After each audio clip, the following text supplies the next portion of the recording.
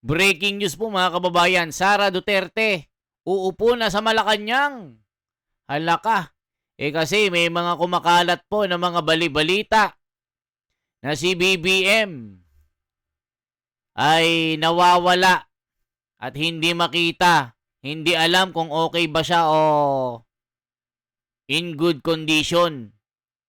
Marami pong kumakalat mga kababayan na si BBM ay nakaratay. Yan po yung mga kumakalat. Marami pong mga diskusyon sa social media. Nasaan si BBM?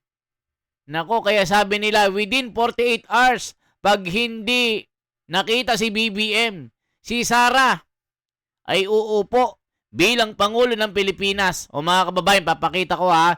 Bago ko ipakita itong bidyong ito, may ipapakita ko sa inyo. Ito po mga kababayan ko. Magugulat kayo dito. Ito po.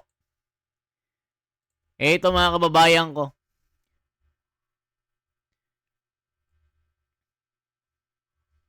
Ito mga kababayan ko. May mga post dito ng bayan.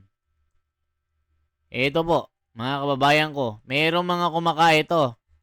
Sabi dito mga kababayan, within 24 hours na hindi ninyo mailabas si Bonget, need na mag-outtaking ang new president.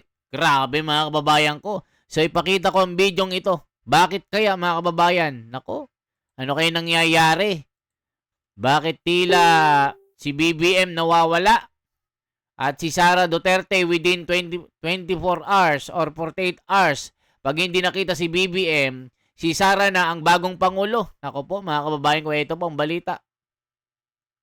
Nangunan naman si Vice President Sara Duterte sa pinakabagong survey ng WR Numero Research para po sa 2028 presidential elections. Sa tanong sa una kung ngayon gaganapin ang eleksyon, sino ang iboboto mo? Kung saan 11 politiko at opisyal ng gobyerno ang nalumutang ang pangalan ng posibleng maging kandidato, si VP Sara pa rin ang may pinakamataas na porsyento ang nakuhang boto. At ilan naman po sa mga kababayan natin na nakausap ng Net25 News Team ang nagsabi po ng kanilang opinyon kung bakit nila iboboto si VP Sara bilang susunod na Pangulo ng Bansa. Kunin natin ang karagdagang detalye sa live report ni Madeline Villar Moratillo. Mads. Yes, Ali, si Vice President Sara Duterte pa rin nga ang nananatiling pinakamalakas sa contender sa mga presidential balls sa 2028.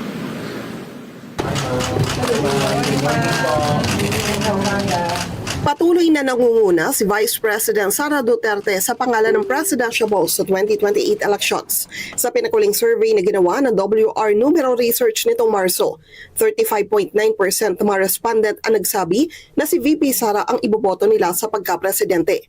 Tinanong ng Net25 News Team ang ilan nating kababayan, bakit nga ba nila iboboto si VP Sara? Para bumalik po yung dati na may yung mga tao may kinakatakutan. Ngayon na mga tao maluwag. Kung ang magiging palakad niya ay katulad din ng kanyang tatay. Opo. Kasi yung seguridad ng mga tambayan na sa paligid, yung mga mas maganda nung panahon ng Pangulong Duterte. Kasi ano naman siya ni Duterte. Mga Duterte din ako nung panahon ni Duterte. Possible ay boto. Simula nung naupo si Tatay Digong, parang nabawasan din yung mga alam nyo na yung mga nagkaroon ng war on drugs. Yung kontralaban sa droga medyo nabawasan. Wala siya ngayon, parang bumalik yung mga krimen ngayon. Lalo madami yung mga krimen. Mga namamatay. Okay naman siya sa kanyang katagalan. Kopiko Blanca, di lang creamy, gentle. Ayan, mga kababayan, lumalabas po sa survey na si Sara ang gustong iboto ng taong bayan. Nako, kawawa si Nanay Lenny dito, sila Tulfo, sila De Lima, sila Hontiveros, na galit daw sa korupsyon. Sara pa rin ang gusto ng taong bayan na mamuno. Halaka, dahil si Tatay Digong, naranasan natin na maging mapayapa ang paligid, naging matitino ang mga kriminal. Pero nung wala na siya, naku, yari. Hold up dito, hold up doon, pati gasolina. Sinisip-sip na mga kababayan ko. Yari sila. VP Sara malayo sa pumangalawa na si Senator Raffy Tulfo na nakakuha lang ng 18.5%, habang 15.7% naman si dating Vice President at ngayon Naga City Mayor Leni Robredo. Si Robredo ay una nang napabalitang nililigawan umano ng administrasyon para maging pambato sa 2028. Makailang beses din silang nagkita ng personal ni Pangulong Ferdinand Marcos Jr. na nagpunta sa Naga para sa isang proyekto. At ang ikalawa, sa Malacanang nang dumalo naman si Robredo sa inilunsad na programa ng Pangulo para sa mga lokal na pamahalaan. Pang-apat sa listahan ng presidentiable si Senator Bongo na nakakuha ng 3.6%. Si Senator Risa Hontiveros na nagsabing handang tumakbo sa pagka-presidente kung siya ang mapipisil ng oposisyon, nakakuha lang ng 0.7%. Sa mga respondent na kasama sa survey, 19.4% naman ang nagsabi na hindi pa sigurado kung sino ang iboboto sa pagka-presidente.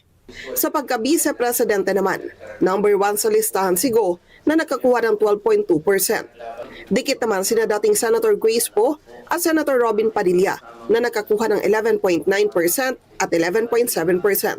Nasa top 4 rin sa vice presidentiables na gustong iboto ng publiko si Senator Rodante Marcoleta na may 8.4%. Si PBBM na magtatapos na ang termino sa 2028 nakakuha ng 3.6% sa vice presidential survey. 26.8% naman ang nagsabi na hindi pa sigurado kung sinong iboboto sa pagka-vice-presidente.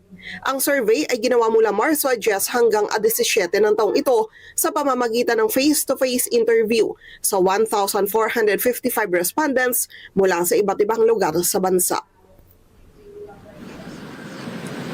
Ali, sinubukan naman natin makuha yung panig na Malacanang patungkol dito kung ano yung kanilang komento pero wala pa silang tugon hanggang ngayon. Balik sa inyo dyan, Ali. Okay, 35.9% ang suporta nationwide ni Vice President Sara Duterte. So meaning, no, almost 36%. Malayo nga yung pumangalawa na si Raffy Tulfo at 18.5%. Tanong natin, sino ang nasa likod ng WR Numero Research? Mads.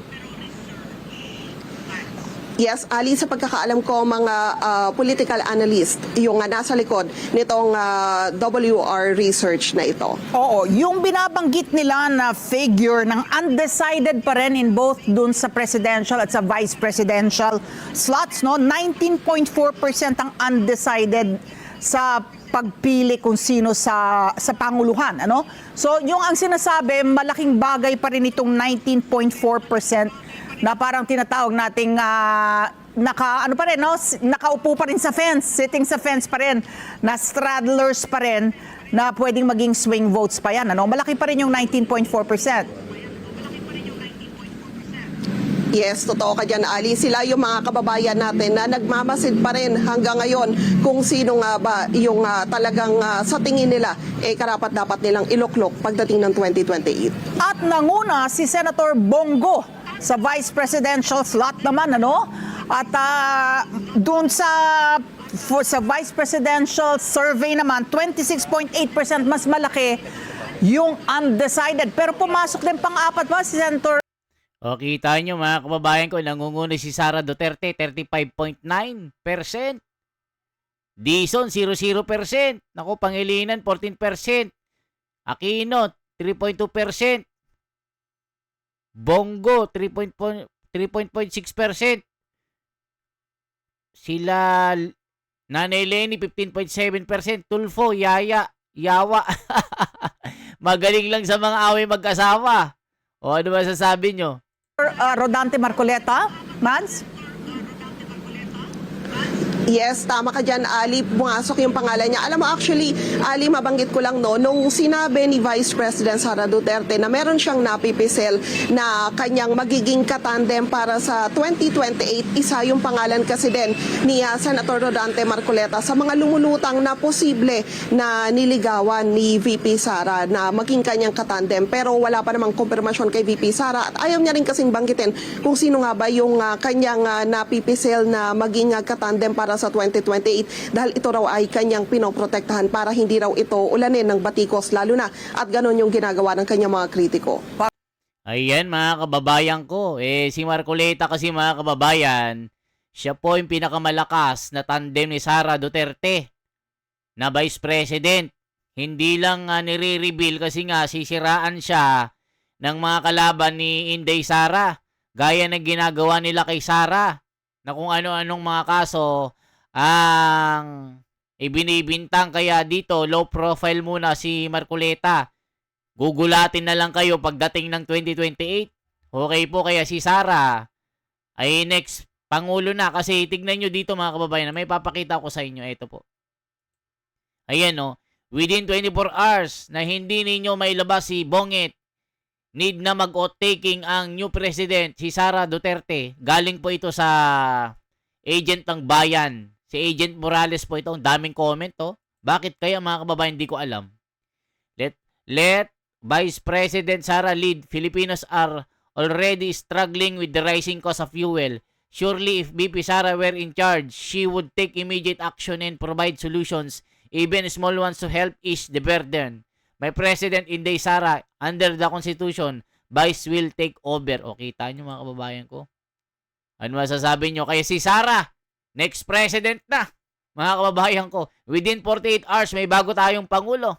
Yan ang siya nasabi ng post na ito. Sino kaya ito, mga kababayan? Totoo kaya? Anong nangyari kay BBM? Bakit nawawala si BBM? For transparency, for better democracy, this is the Wonders Philippines. Pabuhay po, mga kababayan. Salamat.